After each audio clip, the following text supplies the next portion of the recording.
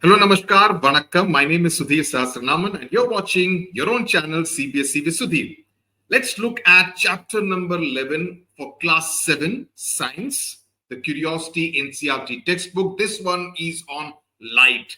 The light that is really, what shall we say, the essence of life for all of us, right? So we are going to look at different phenomena associated with light and some interesting instruments that are made use of when you are considering light, looking at different aspects of light. So this particular chapter is about light, also about the interesting phenomena of shadows and that of reflections, right? So hashtag science with Sudhir sir, that's what we're going to study. And if you see the illustration on the right hand side, you can see the sun and then you can see the moon, because the moon essentially, you would be interested to know, is essentially a source of reflected light. It doesn't have any light of its own. And then the light is also reflected in the form of moonlight onto the earth that you can see at the bottom of your screen. So that's going to be extremely fascinating, chapter 11 and then chapter 12. So let's get started with chapter 11. So in the Western Ghat region of Maharashtra, Keshav spends part of his summer vacation at his friend Jatin's grandparents' village. Fascinating. I always say that every summer vacation, or at least every alternate summer vacation, you should try to discover rural India, because that will be an extremely interesting experience in its own right.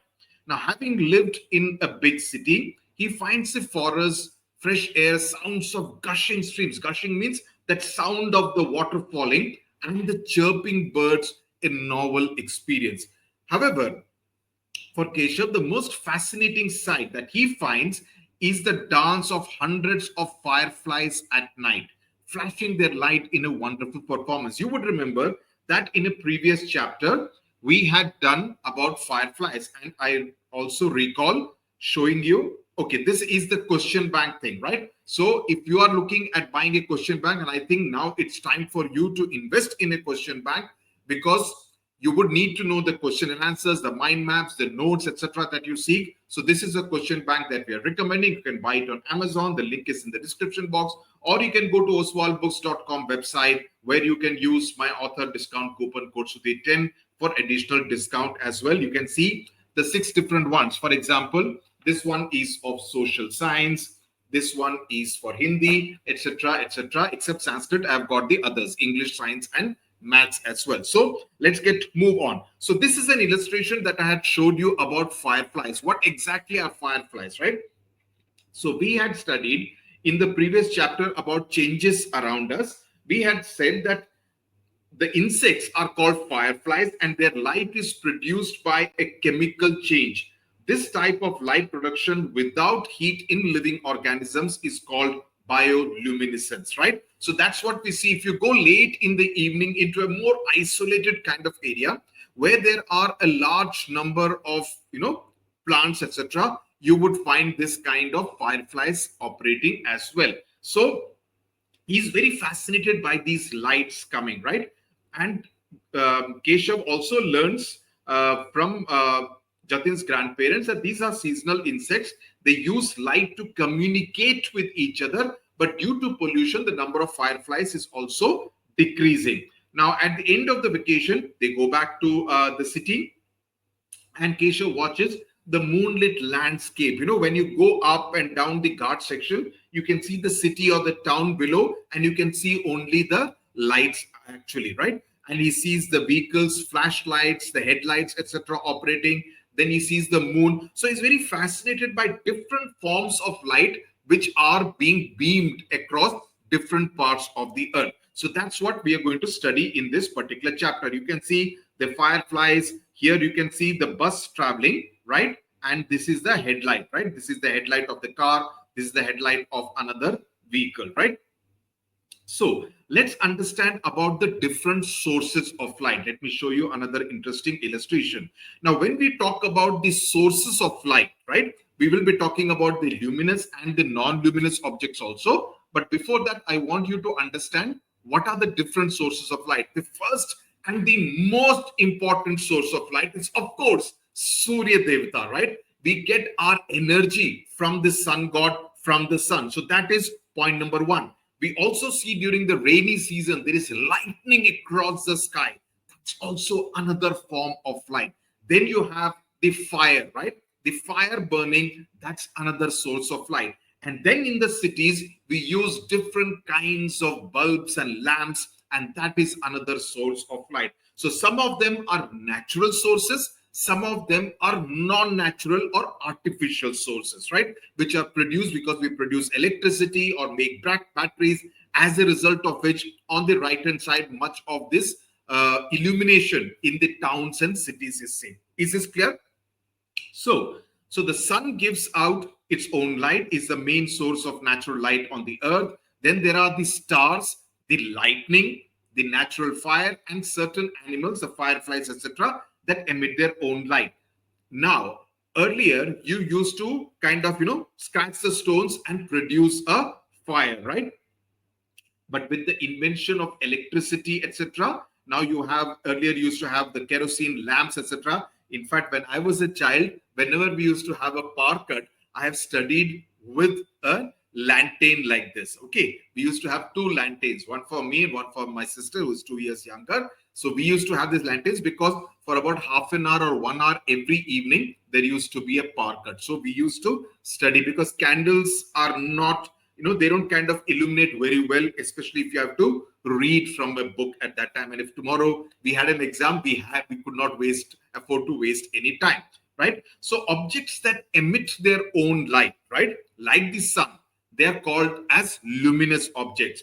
But objects that do not emit their own light are called non-luminous object. And the best example of a non-luminous object is the moon, which is the satellite of the Earth, right? So the moon is a non-luminous object because it does not emit its own light. It only reflects the light emitted by the sun that falls on the moon. So from the sun, it falls on the moon and the moon reflects that light, right?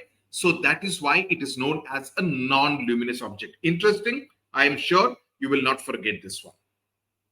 These are the different forms of bulbs and tube lights and LEDs, etc., that we use at home, which you would have seen. I have all of them at home, right? So that's what you use, and they are all operated by electricity. Now the LED, which we studied in which chapter? The electricity chapter. They are modern light sources because they consume less power, less energy. So you get a lesser electricity bill at the end of the month.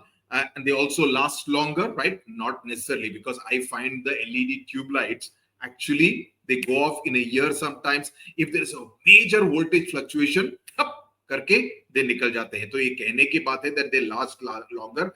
I have a tube light at home that has been in operation, not a tube light, the choke, the basic structure, which has been there for the last 27 years. But there are LEDs which go off in 1 year or 2 years also. So I will not completely agree based on practical experience with this one. But yes, they do consume less energy. That is a fact of life. They also give you more light. And recognizing their advantages, the Indian government has made substantial efforts to promote the use of LED lamps nationwide.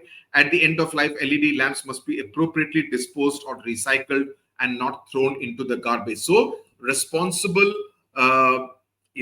waste management is important. You can't just throw it away with the garbage. Now let's come to the real physics of it. Okay. Does light travel in a straight line?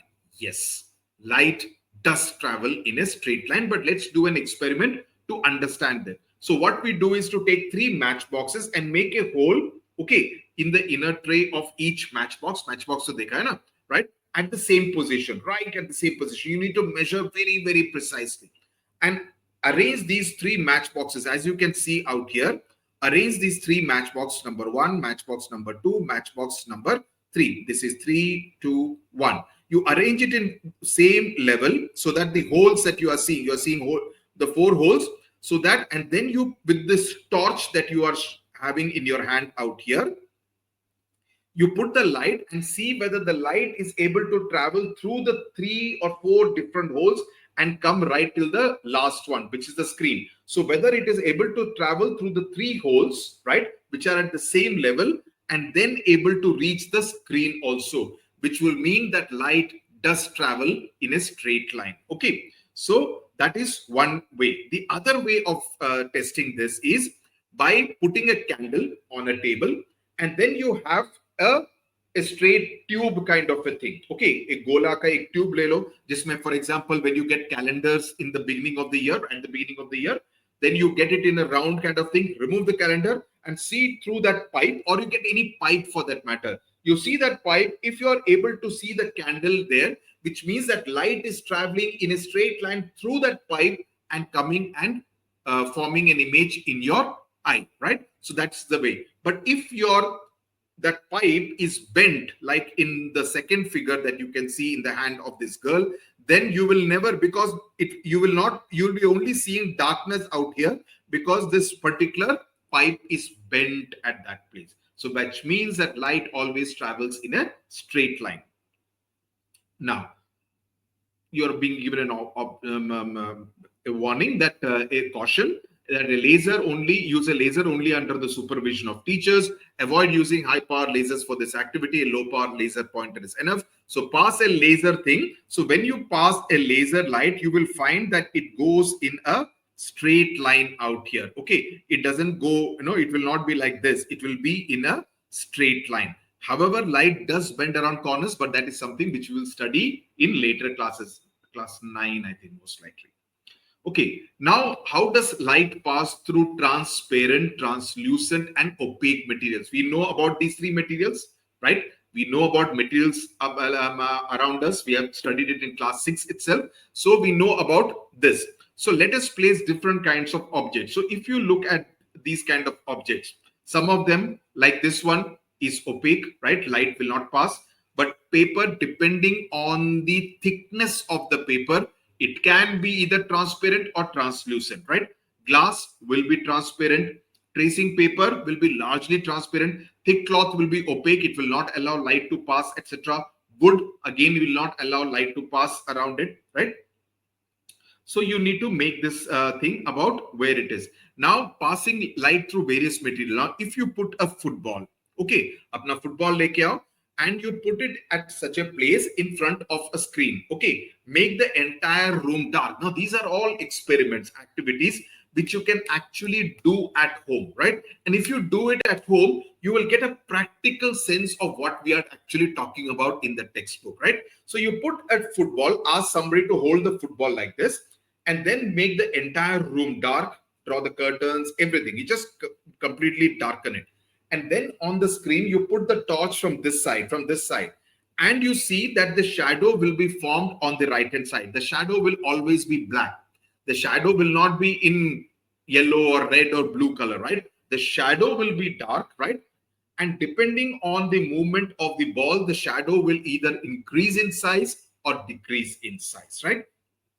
So that's what. So light does not pass through this because this is an opaque surface, right? But it will form a shadow, a spot of light on the screen. So light passes completely through transparent surfaces. It passes partially through translucent, and it does not pass through opaque materials. So what happens when an opaque object blocks the path of light? That's when you get the formation of a shadow. Okay. So this is what we are talking about, shadows. So you have the sunlight falling out here, right? The sunlight falling out here. You have this boy and this girl standing in the hot sun. And what happens is that their shadows are formed like this, right? Their shadows are formed like this because the light is coming from this direction. So therefore, the shadows are being formed like this. If the sun had moved that side and come this side, okay, if the sun was this side, then the shadows will form this side backwards, okay? And when the sun is right on top, let's say at 12 o'clock in the afternoon, then these shadows will be formed absolutely straight. Okay, they will be absolutely straight because the light is falling right from top, right? So when the light is falling right from top, the shadows will be absolutely straight down. They won't be forming a particular angle on the road. Okay. I don't know if you have ever played these kind of games, right? So these kind of shadows around us, that you see yourself in the shadow and try to see who is taller in the shadow, whether when you move back, whether the length of the height of the shadow increases or decreases, right? So light travels in a straight line. So when an opaque object is placed in its path, light is blocked, and the dark patch where light does not reach is called a shadow. That's a space where the light is not reaching. So we have noticed shadows of ourselves and other objects around us when we are in the sun or under a light. Similarly, it can happen under a light also, right? So do translucent and transparent objects create shadows? No. We have seen that only opaque objects will create darker shadows. Translucent may at best create a very light color shadow. It won't be very dark like in the case of a football or any other opaque object. Okay, and transparent objects largely don't very faint shadow they can create, but it will be very faint. Okay, so you create these kind of activities, whether what will happen, whether the screen is removed or not removed and stuff like that. Let me open the book. This thing I've written it down in my this thing.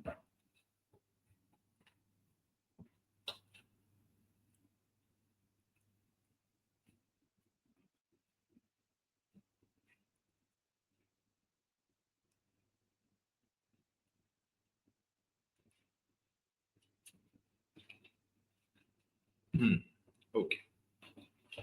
So what happens out here is that when the screen is removed, if the screen, we saw this thing, no, the light is falling from here.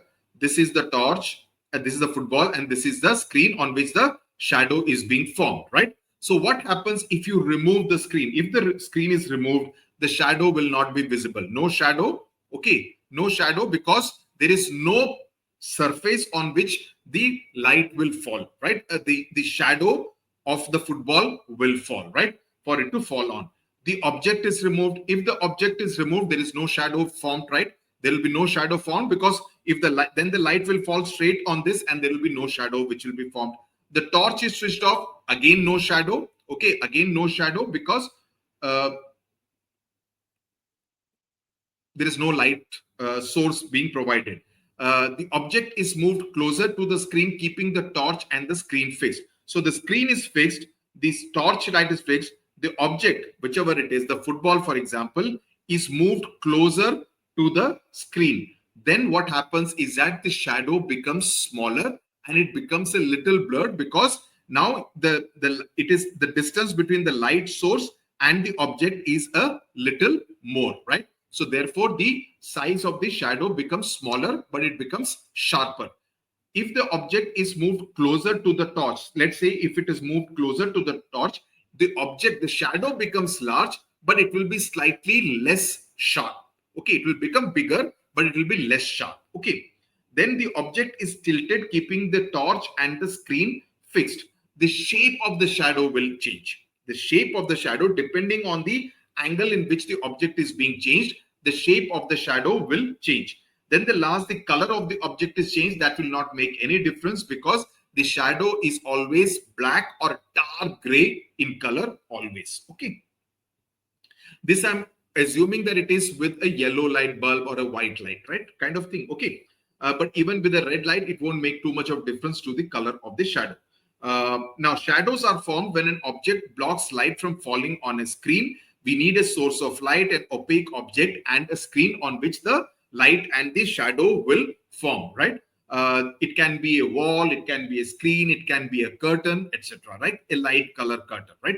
The shape, size, and the sharpness of the object depend on the position of the object relative to the light source. Whether relative means the distance between the object and the light source and the screen. The shadows may give information about the object, and we may not be able to guess the object, or we may not be able to guess the object at all. Now, that's what really takes place in this kind of puppetry, right? Because when you move the thing, when you Katputli, when you use this kind of using shadows, or we use even fingers, when you use fingers and we shut off the light and we put it like this can look like an elephant kind of a thing, right? This is like the soon, like the soon like this, and then you can create like, as though it is the elephant, right? So we are able to create different kind of puppetry. Like, for example, the Charma Bahuli Natya in Maharashtra, or the Kila Bomme or the Tollu Bommalata. Okay, this is very famous in Andhra Pradesh. These are, or the Ravana Chaya in Odisha.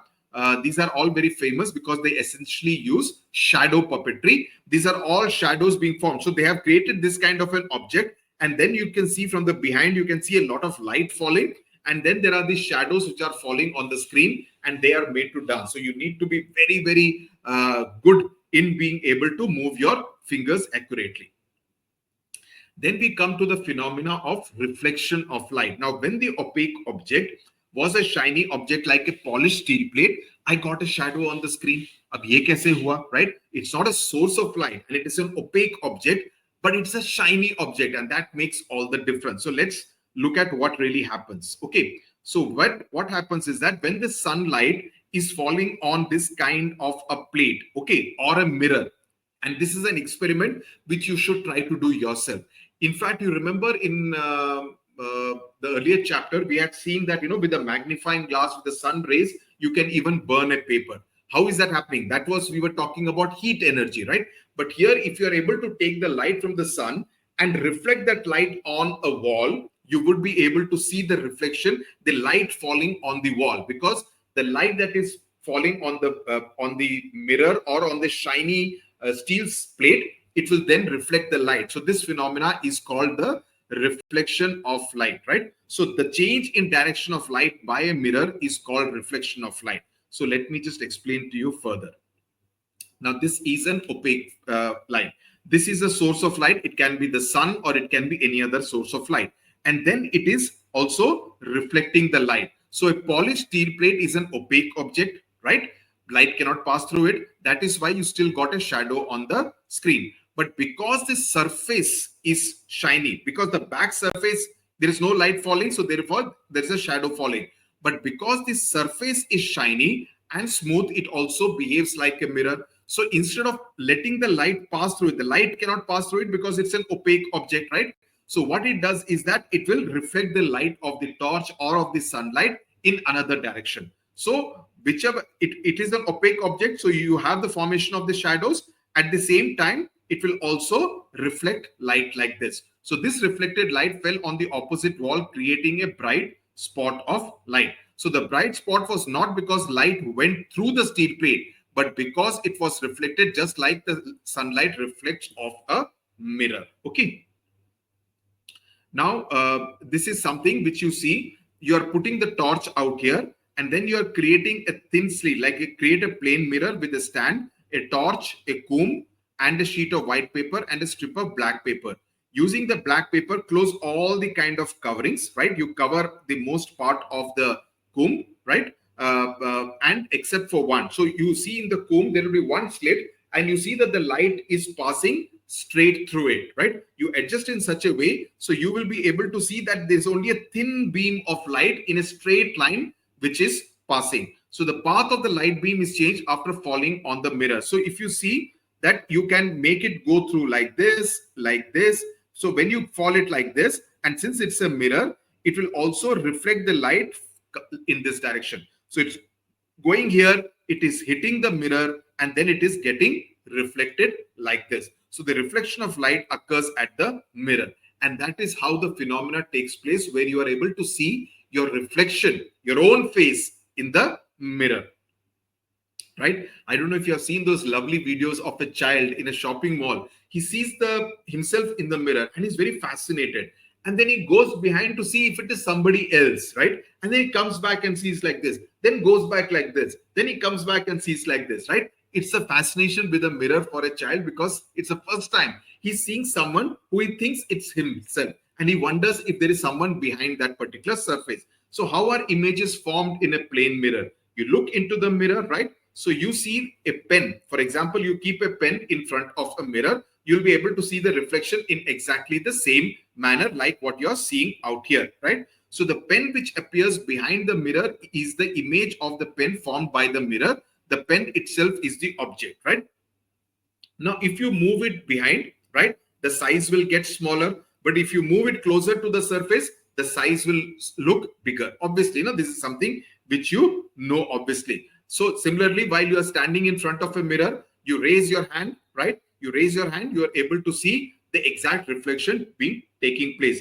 But and the more you move ahead or come closer to the mirror, your size of reflection, the size of the reflection also changes. Now, the other important element, and this is important because this can come as a question, is that when you raise your left arm, which arm does it change in the mirror? So you will realize that your left arm appears right in the image and your right arm appears as your left, right? So because this is called a perceived lateral inversion, that is the lateral inversion in the reflected image, right? And that is the reason if you see any ambulance, they would have put, like here, the ambulance would have put it in inverted order, so that when you see it in the rear view mirror, you are driving and you see it in the rear view mirror in a car or in a two-wheeler, you see in the rear view mirror, then you should be able to read ambulance properly. Because if you read it ulta, you will not be able to understand. You will wonder what is written.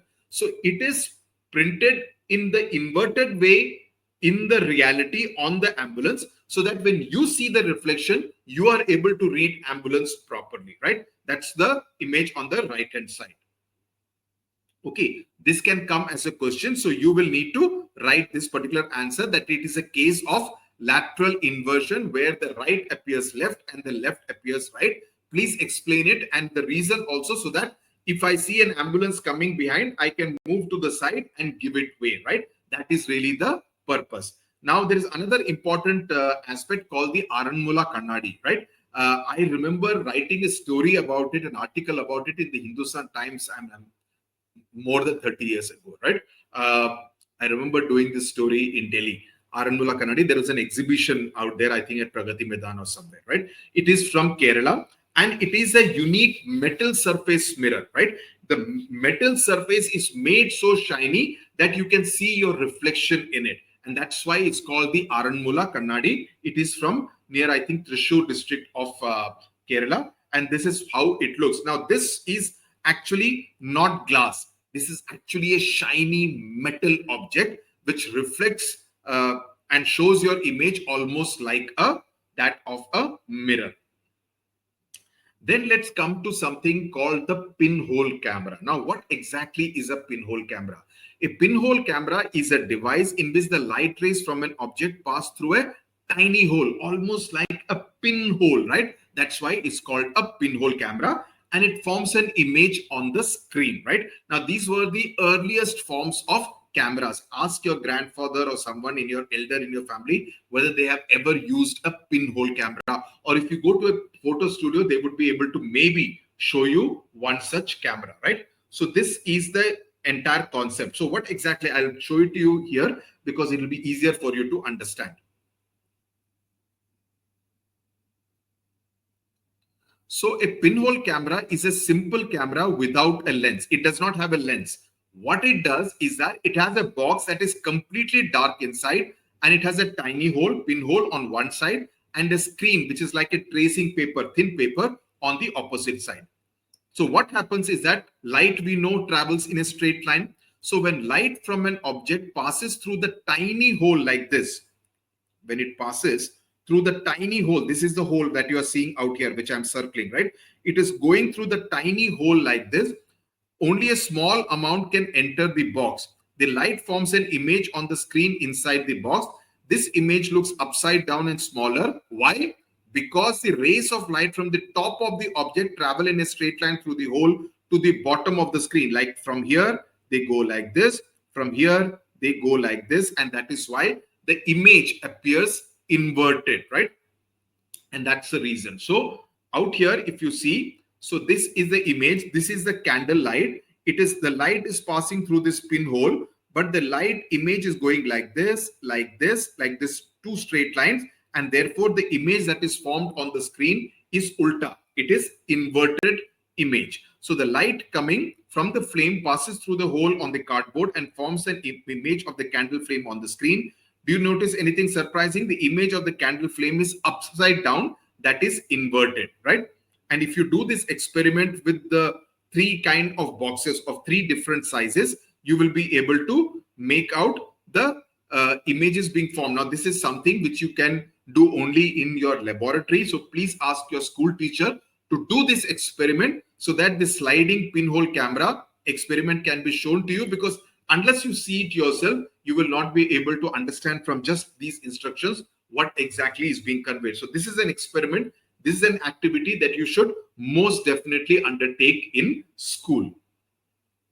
Okay, so a pinhole camera gives an upside down image. On the other hand, there is lateral inversion in the image formed in a mirror, right? Otherwise, just imagine agar pinhole camera hota, then what would happen is that even in the mirror, all of us would look upside down, how funny the world would be, right? So, but we will study about all this in greater detail in light chapters in class 8, 9, and 10, right? So this is how it happens, where the light is passing through like this. That is from the top of the tree. Okay, the top of the tree. From here, the light is passing, but it is going like this in a straight line. The bottom of the tree, this thing, it is going like this and forming like this. So both of them are going in straight lines, and that's why the image is coming as inverted. Now, the next we will talk about the periscope. Let me show you the diagram first so that you will understand. And this is used a lot by the army. So what happens is that here you install a mirror. So you see the light out here, right? And here you want to see the tree, but you cannot see the tree because there is a brick wall out here, right? There is a brick wall out here. So you see here there is a mirror. So this reflection of the tree will be reflected on this mirror. Then this mirror's image will be reflected on this mirror, and you will be able to see the tree's image on this mirror. So here it is a tree, but suppose there could be some enemy soldiers sitting on top of the tree.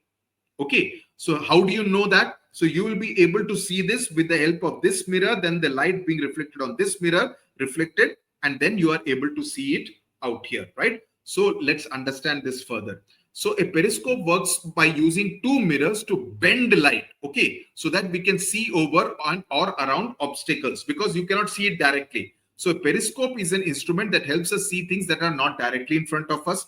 This is very important. Definitely will come in your examination. So please take a screenshot of this so that you can use it in your answers. It is usually a tube like what is being shown in that figure, with two mirrors placed at 45-degree angles inside it, like this. Okay, 45 degrees at an angle. Like if this is the thing, so the first mirror will be placed like this. Like this, it will be placed like this so that you can see it from here, right? Image will be reflected from here.